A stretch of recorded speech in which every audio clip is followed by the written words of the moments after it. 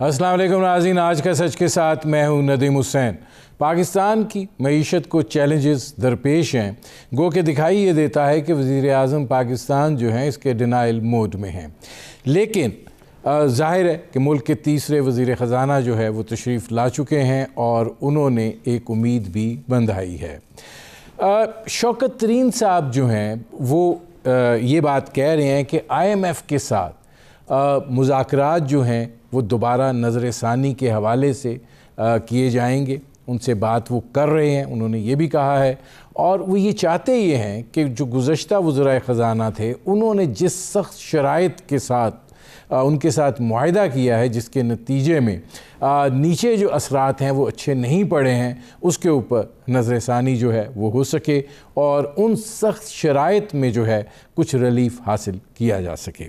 इसके साथ साथ वो ये बात कह रहे हैं कि ये मईशत के गुज़श्ता 3 बरस इस्तेकाम का वक्त था और अब शरह नमू में इजाफ़े का सिलसिला है।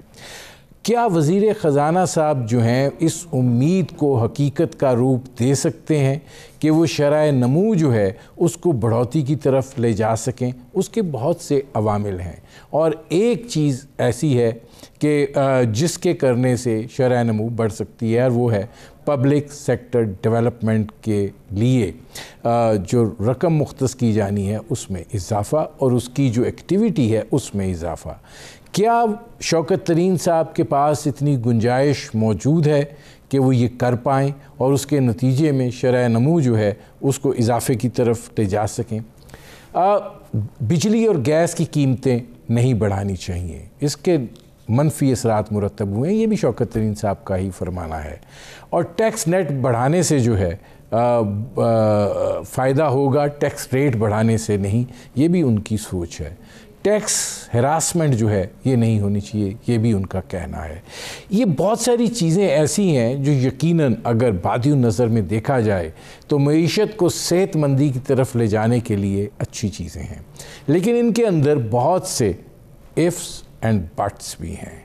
और ज़ाहिर है कि इस वक्त मईशत जिस सूरत हाल में है, क्या ये सारी चीज़ें जो है उस मुस्बत पहलू की तरफ ले जाई जा सकती हैं? यकीनन शौकत तरीन साहब के पास का मामला ये है कि मुकाबला सख्त है और वक्त महदूद है। इस सूरत हाल पर बात करेंगे। मेरे आज के मेहमान पाकिस्तान की मईशत पर गहरी नज़र रखते हैं डॉक्टर इशफाक। डॉक्टर साहब, पहला तो यहीं से शुरू किया जाए कि IMF के साथ दोबारा मुज़ाकरात किए जाएं, उनको बावर करवाया जाए कि आपके साथ जो शराइत तय हुई हैं वो बहुत ज़्यादा सख्त हैं, वो पाकिस्तान की मईशत का गला घोंट रही हैं। आप समझते हैं कि IMF राज़ी हो जाएगा शराइत में नरमी करने के लिए? Thank you very much. सबसे पहले मैं थोड़ी सा आपको करेक्शन कर दूं। आपने अपने इंट्रोडक्शन में कहा था कि तीसरे वज़ीर ख़जाना आ चुके हैं, शौकत तरीन साहब चौथे वज़ीर ख़जाना हैं। दूसरी चीज़ ये है कि हमें IMF का प्रोग्राम हमेशा सियासी प्रोग्राम होता है, ये बार बार मैं बता चुका हूँ। और इस प्रोग्राम के शराइत कैसे होंगे ये डिपेंड करता है कि उस मुल्क के मेजर शेयर, IMF के जो मेजर शेयर होल्डर हैं उनके साथ ताल्लुकात कैसे हैं। और ये मैं खुद मैं तो एक तो अपने एक्सपीरियंस से बता रहा हूँ, दूसरा लिटरेचर में भी मौजूद है। बड़े बड़े अमेरिकी जो इकोनॉमिस्ट हैं जिन्होंने पेपर लिखे हैं उनका भी यही व्यू है। मैं वहाँ से आपको बता रहा हूँ कि बहुत डिपेंड करता है कि आपके ताल्लुकात मेजर शेयर होल्डर के साथ कैसे हैं। तो अब पहली बात यह है कि शौकत तरीन साहब ने जितनी भी बातें आके की हैं, मेरे ख्याल में हम वही बातें आपके चैनल से भी मैं करता रहा हूँ, दूसरे चैनल से भी करता रहा हूँ और लिखता भी रहा हूँ, बोलता भी रहा हूँ। तो एक ये अच्छी चीज़ है कि ये चौथे जो फाइनेंस मिनिस्टर आए हैं कम से कम इन्होंने चीज़ों को समझ लिया है, पाकिस्तान के मसाइल को समझ लिया है और अब ये उसको बेहतर करने की कोशिश करेंगे। अब कितने कामयाब होते हैं वो तो वक्त बताएगा, लेकिन कम से कम मईशत को समझ लेना, प्रॉब्लम को समझ लेना और कि जिस तरीके से उन्होंने बड़ा ब्लंट अंदाज में कहा था कि 2.5 साल में मईशत का बेड़ा गर्क कर दिया गया है। हम यही लफ्ज़ बोलते थे, लेकिन किसी जरा और पैराए में इसमें डॉक्टर साहब सवाल ये है, अव्वल तो मैंने 3 वज़राए ख़जाना इसलिए कहे कि हमाद अज़हर साहब को मैं स्टॉप गैप अरेंजमेंट समझता हूँ।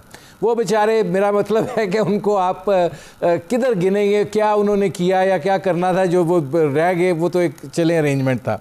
ये फरमाइए कि आपने कहा कि IMF के साथ सियासी मामला होता है, शौकत तरीन साहब हैंडल कर लेंगे, बाकी जो वज़राए ख़जाना थे वो तो हैंडल नहीं कर पाए और वो शराइत जो हैं, वो शिकंजा जो है बल्कि और टाइट होने की तरफ गया।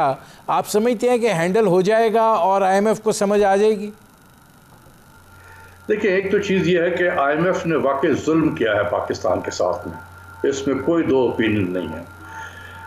एक तो ये फ्रंट लोडेड प्रोग्राम था और जिस तरीके से गैस की कीमत, बिजली की कीमत बढ़वाई उन्होंने, इस स्पीड से हमने कीमतें बढ़ाई हैं कि पाकिस्तान की तारीख में कभी इतने कम मुद्दत में इतनी तेज़ी से गैस और बिजली की कीमतें नहीं बढ़ी। दूसरी साथ साथ इंटरेस्ट रेट को बढ़ाया, इतनी तेज़ी से इंटरेस्ट रेट को बढ़ाया जो माजी में कभी देखने को नहीं आया, और फिर उसी तेज़ी से एक्सचेंज रेट को डिप्रिशिएट किया जो माजी में कभी देखने को नहीं आया। तो ऑल इन वन गो, और उसने ऐसी तबाही मचाई है पाकिस्तान की मईशत में कि हम संभल के निकल सकेंगे ये वक्त ही बताएगा, क्योंकि बहुत डैमेज किया है IMF ने। और मैं आपको बताऊं कि एक डिप्लोमेट, में नाम नहीं लेना चाहता हूं किस डिप्लोमेट का, उसने मुझसे IMF के बारे में पूछा, प्रोग्राम के बारे में, उसके भी नई पोस्टिंग हुई थी इस्लामाबाद में, तो उसके साथ मेरे इसी तरह वीडियो के ज़रिए से, लिंक के ज़रिए से बातचीत हो रही थी। तो उसने पूछा कि कैसा प्रोग्राम है। मैंने कहा कि अगर आप सबों का मंशा ये है कि पाकिस्तान की मईशत को तबाह कर दिया जाए तो this is the best and ideal programme, और अगर आप ये समझते हैं कि पाकिस्तान की मईशत को बेहतर करना है तो ये वो प्रोग्राम नहीं है। अच्छा तो डॉक्टर साहब, इसमें आप ज़रा आगे बढ़ते हैं, ये फरमाइएगा कि जब हुकूमत आई तो उन्होंने कहा कि जी कर्ज़े थे, हम दिवालिया होने जा रहे थे, सब कुछ है, वज़ीर आज़म साहब ने भी कहा इस बारे में, और हमने मईशत को जो है वो इस्तेकाम बख्शा है। अब शौकत तरीन साहब कह रहे हैं कि हमें शरह नमू को बढ़ाना है। इस्तेकाम और शरह नमू को बढ़ाने के दरमियान में एक खलीज है। आप समझते हैं कि शौकत तरीन साहब जो है वो उस खलीज को पाटने में कामयाब हो जाएंगे, और कितना बड़ा चैलेंज है ये? देखिए, सबसे बड़े पहला तो ये कि एहसास उनका जो है कि ये इस मईशत के इसके रफ्तार को बढ़ाना है, ग्रोथ को बढ़ाना है, ये बहुत बेहतरीन चीज़ है। मैं भी यही चाहता हूँ। अब रहा कि वो कितने कामयाब हो सकते हैं अंडर द IMF प्रोग्राम, ये बोलने से तो नहीं होगा ना, इक़दामात करने पड़ेंगे। तो कुछ इक़दामात तो बजट में हमें देखने को मिलेगा कि ये वाकई बिजनेस एज यूजुअल है, या IMF ड्रिवन बजट है, या ग्रोथ ओरिएंटेड बजट है। अगर वहाँ से हमें पता चल जाएगा कि ये जो चाह रहे हैं ग्रोथ को बढ़ाना, तो ये मुमकिन है या नहीं है। देखें, इस साल जो है, ये माली साल जब ख़त्म होगा तो जिस तरीके से तमाम आलमी इदारों ने, IMF कह लें, वर्ल्ड बैंक कह लें, एशियन डेवलपमेंट बैंक ने कह लें कि ये 1.5 से 2% के दरमियान में उन्होंने कहा कि ग्रोथ हो गए। मैं समझता हूँ कि ये 3% प्लस भी हो सकता है, ग्रोथ 3% प्लस। और मेरी बात को ये नोट करके रख लें, और जब ग्रोथ इसके बजट के बाद प्रोग्राम करेंगे और इकोनॉमिक सर्वे आ जाएगा तो फिर आपने इसको चलाना है आपने। तो यहाँ से फिर हम अगले माली साल के लिए अगर हम 4% ग्रोथ का टारगेट रखते हैं तो उसके लिए क्या क्या इक़दाम करने पड़ेंगे। एक ये है कि आपको इंटरेस्ट रेट को थोड़ा कम करना पड़ेगा, 7 से आप एक स्टेप लाएं, इसको कम से कम 6 पे लाएं, और बाद में अगर आपने ग्रोथ को सस्टेन करना है तो 5% पे लेके जाएं। लेकिन इनिशियली आपको थोड़ा सा मॉनेटरी पॉलिसी को ईज करने की ज़रूरत होगी। परेशान होने की ज़रूरत नहीं है कि इन्फ्लेशन बढ़ रहा है तो इसलिए टाइट करना पड़ेगा। पाकिस्तान में इंटरेस्ट रेट, डिस्काउंट रेट का और इन्फ्लेशन का कोई रिलेशनशिप नहीं है, बल्कि डिस्काउंट रेट बढ़ने से इन्फ्लेशन बढ़ जाता है। दूसरी चीज़ ये है कि उन्हें एग्रीकल्चर की तरफ तवज्जो देनी होगी। पिछले 12-13 साल से एग्रीकल्चर जो है बिल्कुल निगलेक्टेड है, और इसमें तकरीबन ग्रोथ 2% के करीब है, 2% से भी कम है। ये इतना ही एग्रीकल्चर का ग्रोथ हो रहा है जितना कि पाकिस्तान की आबादी बढ़ रही है। तो हम बिल्कुल रेजर एज पे खड़े हुए हैं और ये इसमें बहुत पोटेंशियल है। हमने आज तक पता नहीं किया कि यार आखिर क्या हो गया कॉटन क्रॉप को। ये हम 13-14 मिलियन बेल्स करते थे, आज 6-7 मिलियन पे आ गया है। क्या हुआ है, इसको क्या बेहतर करनी चाहिए, किसी ने कोई तवज्जो नहीं दी। इसी तरीके से गंदम है, वो स्टैग्नेंट है पैदावार, पिछले 2010 से लेके हम 2021-22 में दाखिल हो रहे हैं, वही जितना हम पैदा करते थे 25-26 मिलियन टन उतना ही है। भाई आबादी तो बढ़ रही है, तो हमारी फीकस जो गंदम की अवेलेबिलिटी है वो कम होती चली आ रही है। 145 से 120 हो गया है, अब हो सकता है कि उससे भी कम हो जाए इस माली साल के जो नंबर आएगा। तो हमें एग्रीकल्चर की तरफ तवज्जो देनी है, यहाँ से बहुत पोटेंशियल है। ये 4 करने का नहीं, लेकिन डॉक्टर साहब ये फरमाइएगा कि अगर मैं आपसे ये पूछूं कि आप जब ये बात कह रहे हैं कि पाकिस्तान की शरह नमू इस साल 3% से ज़्यादा भी हो सकती है, तो अगर वो 3% से ज़्यादा हो सकती है तो उसकी वजह क्या है, आप किस बुनियाद पे कह रहे हैं, और क्या उसमें ज़रूरी शोबे का हिस्सा नहीं है? देखें, ये बात मैं बार बार कहता हूँ, ये टेक्निकल चीज़ें हैं। मैं आपको एक लफ्ज़ और बोल देता हूँ। अभी सनती पैदावार का जब नंबर आएगा ना अप्रैल का, तो आप देखेंगे कि होशरुबा ग्रोथ होगा। ये 75 से 80% ग्रोथ होगा अप्रैल ओवर अप्रैल, ठीक है। इसका फिर जब इम्पैक्ट होगा ओवरऑल लार्ज स्केल मैन्युफैक्चरिंग में, तो ये जब नंबर रिवाइज होगा अगले साल, ये जिसको मैं 3% कह रहा हूं, ये इससे कहीं ज्यादा हो जाएगा जब ये रिवाइज होगा। तो अभी इस पे ना जाए, वक्त जाया करें। ये एक टेक्निकल सब्जेक्ट है जिसको हम बेस इफेक्ट कहते हैं। हम बहुत नीचे बेस से मेजर करेंगे इस साल का ग्रोथ, क्योंकि हम नेगेटिव था पिछले साल में, तो वहां से थोड़ा सी भी ऊपर जाता है तो रेट ऑफ इंक्रीज जरा बड़ा बड़ा लगने लगता है। तो इससे हमें बहुत ज्यादा खुश होने की जरूरत नहीं है। अगर हम 3 साल का एवरेज ले लें इस हुकूमत के, तो हमारे जो इकोनॉमिक ग्रोथ है वो तकरीबन 1% के करीब है। 1% आबादी से भी कम ग्रोथ है। तो हम तो बाय डेफिनेशन ये मुल्क एज ए होल हम गरीब हो गए, हम गरीब हो चुके हैं बाय होल, हमारा फीकस आमदनी कम हो गया है। तो ये बहुत टेक्निकल चीज़ है, मैं इस पर ज़्यादा वक्त नहीं लगाना चाहता हूँ। जब नंबर आएगा तो आप देख लीजिएगा, उस वक्त अगर आपने मुझसे पूछना चाहा तो मैं इसको एक्सप्लेन करूँगा। अच्छा, अब इसमें डॉक्टर साहब ये फरमाइएगा कि जो बात हो रही है शरह नमू में इजाफे की, इक़दामात की आप बात कर रहे हैं, अगर तो हम चाहते हैं कि जी हमारा जो हदफ है वसाइल के इकट्ठा करने का वो 6000 अरब हम रखें, और हम जो हमारा पब्लिक सेक्टर डेवलपमेंट प्रोग्राम है वो भी हम 350-400 बिलियन पे ही उसको घुमाते फिराते रहें, तो फिर तो वो नहीं दिखाई देता। लेकिन ये जो बात कही जा रही है कि नहीं, क्लोज टू 1000 अरब हमारा पब्लिक सेक्टर डेवलपमेंट प्रोग्राम होगा, और शायद ये जो रेवेन्यू जनरेशन का टारगेट है ये भी रिवाइज डाउन हो, आप समझते हैं कि ये करना पड़ेगा? ये चीज़ें होंगी तो पता चलेगा कि हम ऐसे सूरत हाल की तरफ जा रहे हैं जहां हम शरह नमू में इजाफा चाहते हैं।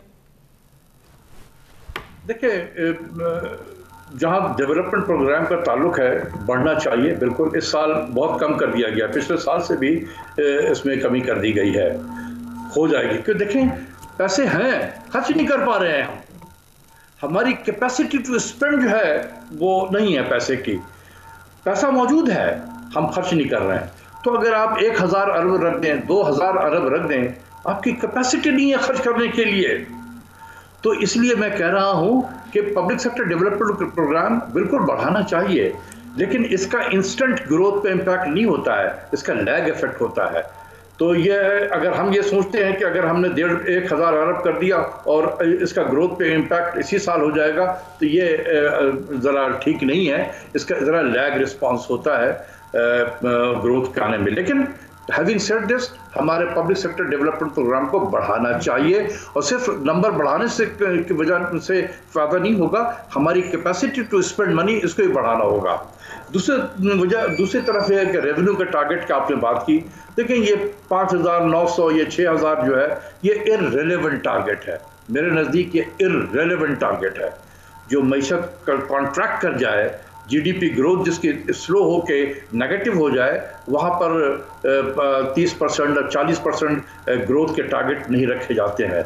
ये ट्रक की बत्ती के पीछे लगाने वाली चीज़ है, मैं बिल्कुल पब्लिक के ज़बान में कह रहा हूँ।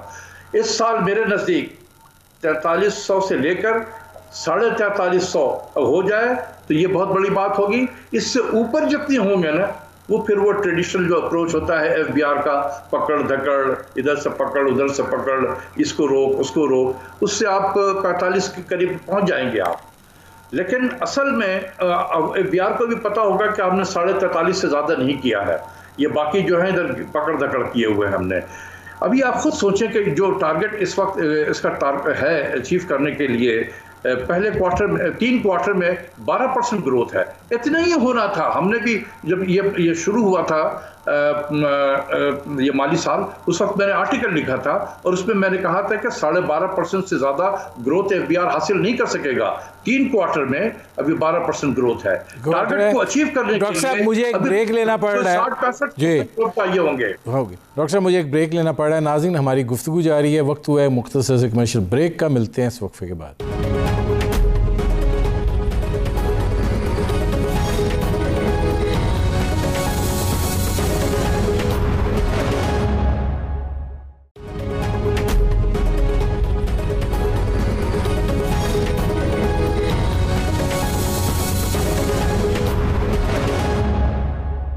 Welcome back.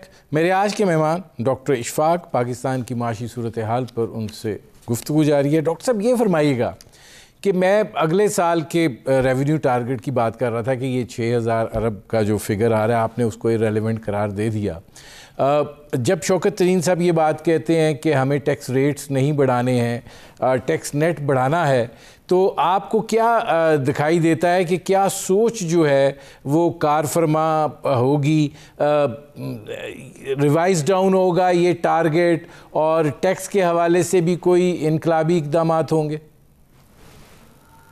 देखिए, ये फ़लसफ़ा तो बहुत अच्छा है कि अगर आप रेट बढ़ाएंगे ना, तो जो एग्जिस्टिंग टैक्स पेयर है इसी पे रेट बढ़ा रहे होंगे, तो वो वैसे ही इवेट करेगा टैक्सेस को। तो बेहतर ये है कि आप रेट को ना बढ़ाएं, बल्कि अगर कम कर सकते हैं तो कम करें, लेकिन उन इलाकों में, उन जगहों पे टैक्स को लगाएं जो अभी टैक्स नेट से बाहर हैं, ताकि बोझ जो है शेयर किया जाए, ना कि किसी बर्डन को डाला जाए। यहाँ पर मैं कहूँगा शौकत तरीन साहब के लिए और एफबीआर के लिए कि आप अभी कंसंट्रेट कर रहे हैं अपने विद होल्डिंग टैक्स पे। विद होल्डिंग टैक्स जो है, अगर हम कोई कहीं भी खाना खाते हैं, रेस्टोरेंट में भी खाना खाते हैं, तो देखें एक आ जाता है जीएसटी 17%, वो हमसे ले लेता है वो दुकानदार as a withholding tax agent के तौर पे। वो हमसे तो कलेक्ट कर लेता है, क्या वो जमा कराता है एफबीआर में? आज तक मुझे किसी एफबीआर के चेयरमैन ने ये कॉन्फिडेंस से नहीं कहा कि हाँ सर वो जमा होता है। तो मेरी कोशिश होगी और ये मेरी रिकमेंडेशन होगी कि आप विद होल्डिंग टैक्स रिजीम की तरफ तवज्जो दें। Tax is being collected but it is not deposited in governments account. ये जो गैप है इसको ब्रिज करें, 200-250 बिलियन आपको यहां से मिल जाएंगे। समझ रहे हैं? टैक्स लोग दे रहे हैं लेकिन वो सरकार के खजाने में नहीं जाता है, कहीं पर वो गैप में दाएं बाएं हो जाता है। इसको ब्रिज करें। और अच्छा, इसमें अब एक और सवाल भी है, और वो भी बड़ा बुनियादी नौयत का सवाल है कि गर्दिशी कर्जा जो है वो एक बहुत बड़ा बोझ हो गया है, और IMF को सबसे ज़्यादा उसी पर तशवीश है, और यही वजह है कि बहुत ज़्यादा दबाव है कि बिजली की कीमतें जो हैं वो बढ़ाई जानी चाहिए। शौकत तरीन साहब उससे एग्री नहीं कर रहे हैं बिजली की कीमतें बढ़ाने के फ़लसफ़े से। तो फिर क्या रास्ता है? मतलब आप क्या वो ये कर सकते हैं कि बिजली की कीमत ना बढ़े और गर्दिशी कर्जा जो है उसका भी कोई इलाज निकला है? मैं कम से कम 1000 मरतबा तो ये बता चुका हूँ कि बिजली की कीमत बढ़ाना इज़ नो सोल्यूशन। बिजली की कीमत बढ़ाना स्टेटस को मेंटेन करना है। बिजली की कीमत बढ़ाना it is not a reform. बिजली की कीमत बढ़ाना, you are financing the inefficiencies and corruptions of the organisation. ये बिजली की जो रेट बढ़ रहा है ये हमारे बैड गवर्नेंस की वजह से है। हमें गवर्नेंस की तरफ तवज्जो देनी चाहिए, ना कि हम बिजली की कीमत बढ़ाए चले जा रहे हैं। हमें तो वर्ल्ड बैंक और IMF को ये कहना चाहिए कि तुम हमें बताओ दुनिया में कि कौन सा ऐसा मुल्क है जहां पर सिर्फ बिजली की कीमतें बढ़ा के वो आप उसके मसाइल को हल करते हैं। आप हमें ये बताएं कि हम अपने प्रोसेस में कहां बेहतरी लाएं, हम अपने गवर्नेंस को कैसे बेहतर करें, नहीं हमारे इसमें सिस्टम में कैसे बेहतरी लाएं। डॉक्टर साहब ये डॉक्टर साहब वर्ल्ड बैंक आपको बता के थक चुका हुआ है। ये आज आपके जो डिस्कोज हैं ये कोई 1980 की वर्ल्ड बैंक की रिपोर्ट थी जिसके नतीजे में एक पूरा नाक नक्शा उन्होंने बनाकर दे दिया था। अब अमल दरामद तो हमने करना है ना, अगर हम नहीं कर रहे हैं तो उसका नतीजा, अगर हमने आसान तरीका पकड़ लिया है कि ठीक है एक जगह पे कीमत बढ़ा दो उसका फ़ायदा हो जाएगा, पेट्रोलियम मसनूआत की कीमतें बढ़ा दो कुछ फ़ायदा हो जाएगा, जो फ़िक्स जगह हैं हम आ जाके उन्हीं को आजमाते हैं। ये तो आप सब लोग करते रहे हैं। बहुत अच्छा सवाल किया है। मैं मार्च 1998 में मिनिस्ट्री ऑफ फाइनेंस में आया था, बिल्कुल नया था एज इकनॉमिक एडवाइज़र के तौर पे, और उस वक्त भी यही डिस्कस हो रहा था, बिजली बिजली बिजली। और उस वक्त गालिबन वापडा के जो चेयरमैन थे वो जनरल किदवाई साहब थे, जो बाद में हमारे स्ट्रेटेजिक कमांड डिवीज़न जो है उसको वो कमांड करते रहे बहुत अरसे तक। ये उस ज़माने में वापडा के चेयरमैन थे गालिबन, वो आया करते थे मीटिंग में भी। और वहाँ पर भी वर्ल्ड बैंक का एक मिशन आता था जिसके सरबराह थे सब मिस्टर जाडा। आप यकीन करें कि उसके पास सिवाय एक लफ्ज़ के और कुछ नहीं था, कीमतें बढ़ाओ, बिजली की कीमतें बढ़ाओ, बिजली की कीमतें बढ़ाओ। ये मार्च 1998 की बात कर रहा हूँ आपसे। और मैं उस वक्त भी कहता था कि कीमतें बढ़ाना इज़ नो सोल्यूशन, क्योंकि आप कीमतें बढ़ाएंगे बिजली की चोरी बढ़ेगी। और यही हुआ। हमारे एक फैकल्टी मेंबर हैं डॉक्टर फैसल जमील साहब, इन्होंने कायद-ए-आज़म यूनिवर्सिटी से PhD किया और उनकी थीसिस इसी पे थी।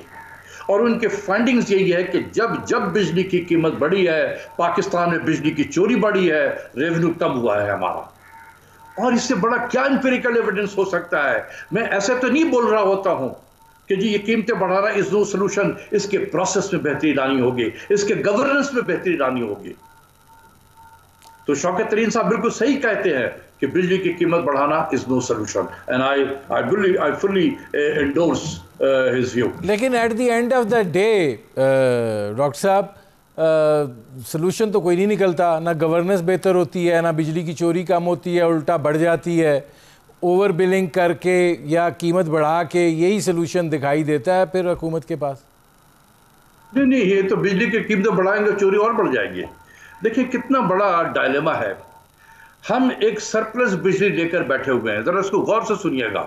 हम एक सरप्लस बिजली लिए बैठे हुए हैं, हम इस्तेमाल नहीं कर रहे हैं, लेकिन उसकी पेमेंट किए चले जा रहे हैं, जिसको हम कैपेसिटी पेमेंट कहते हैं। ये 1000 अरब के करीब ये पहुंच जाएगा आपका, 1000 अरब।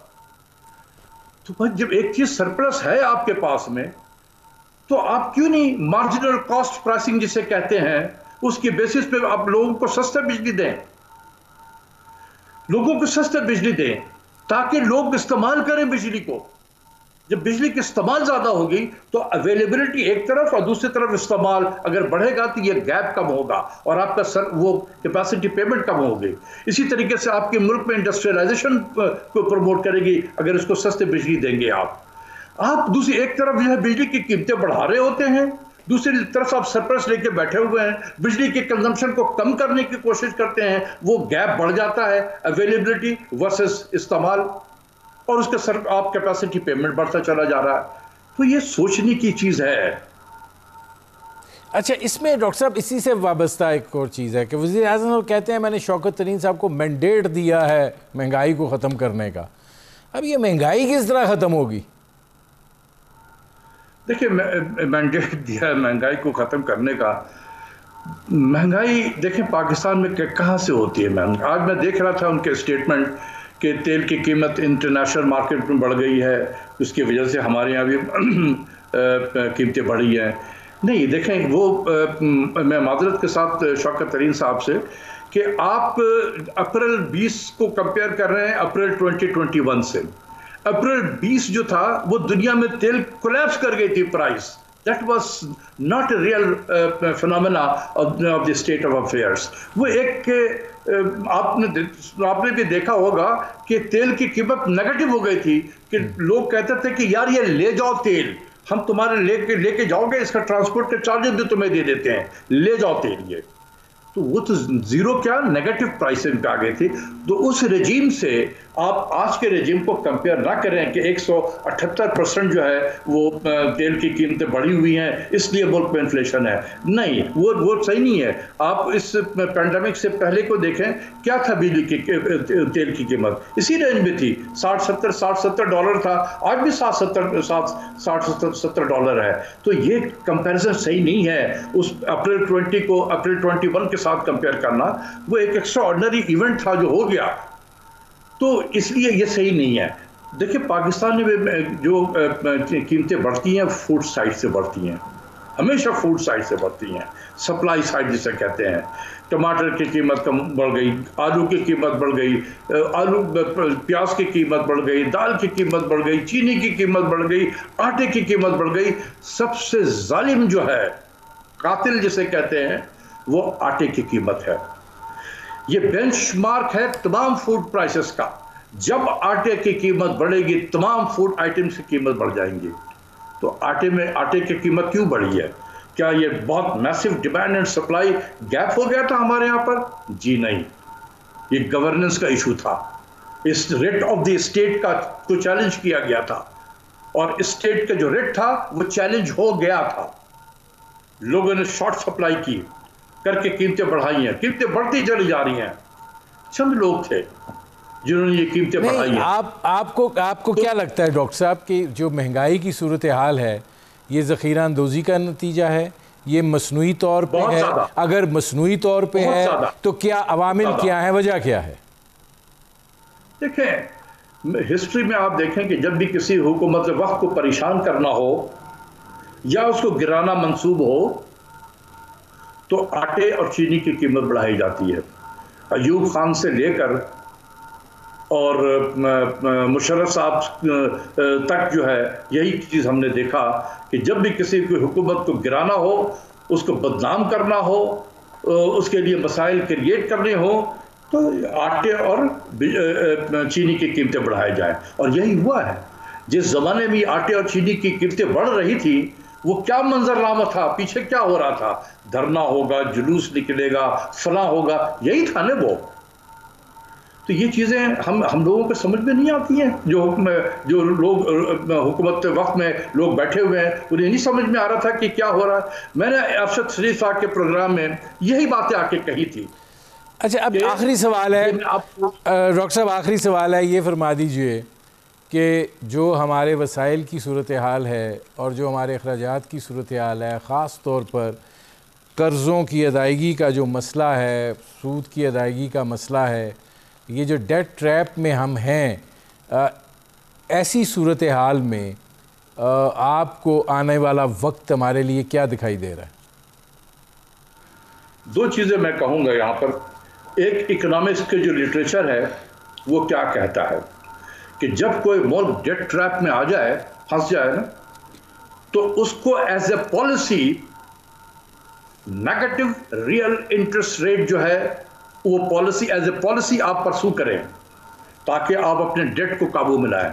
ये फिर थोड़ा सा टेक्निकल हो गया, लेकिन जिनको मैं मैसेज देना चाहता हूं वो उनको मैसेज दे रहा हूं। अगर किसी को चाहिए कि वो कौन से लिटरेचर में बता रहा हूं, मुझे राब्ता कर ले, मैं भेज दूंगा उनको। ये सबको पता है, गवर्नर स्टेट को, बैंक को भी पता, शौकत तरीन साहब को भी शायद पता होगा, बिल्कुल होगा कि you as a policy negative real interest rate आप परसू करें।